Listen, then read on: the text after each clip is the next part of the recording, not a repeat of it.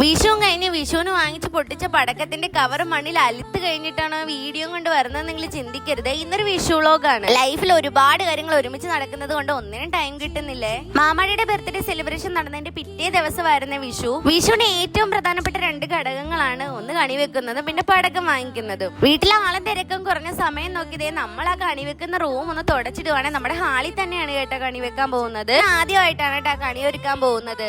സത്യത്തിൽ വിഷു കൊണ്ട് എന്താണ് ഉദ്ദേശിക്കുന്നത് അതല്ല കേട്ടോ ഇപ്പൊ സംഭവിച്ചുകൊണ്ടിരിക്കുന്നത്. അതായത് നമ്മൾ തന്നെ കൃഷി ചെയ്ത് വിളവെടുക്കുന്ന സാധനങ്ങൾ കൊണ്ട് പണ്ട് വെച്ചിരുന്ന കണി ഇപ്പൊ നമ്മൾ കടയിൽ നിന്ന് വാങ്ങി വെക്കുന്നു. പ്രോപ്പറായ രീതിയിലൊന്നും അല്ല കേട്ടോ നമ്മൾ വെക്കുന്നത്. എനിക്കറിയാവുന്ന പോലെ എന്തൊക്കെയോ കാട്ടിക്കുട്ടി അത്രേ ഉള്ളൂ. നമുക്കൊന്ന് കണി കണ്ടാ പോരെ. ഇത്രയും റെഡിയാക്കി രാത്രി ആയപ്പോഴാണ് കേട്ടോ നമ്മൾ അറിഞ്ഞത് കോടിമുണ്ട് ഇല്ലെന്ന സത്യം. പിന്നെ ഉള്ളത് വെച്ച് നമ്മൾ അഡ്ജസ്റ്റ് ചെയ്തു. നമുക്ക് രണ്ട് കൃഷ്ണനുണ്ട് കേട്ടോ. ആദ്യമേ നമുക്ക് കൃഷ്ണൻ ഇല്ലാന്ന സമയത്ത് അപ്പൂസിനെ കൊണ്ട് വാങ്ങിപ്പിച്ചതാണ് ഈ കൃഷ്ണൻ.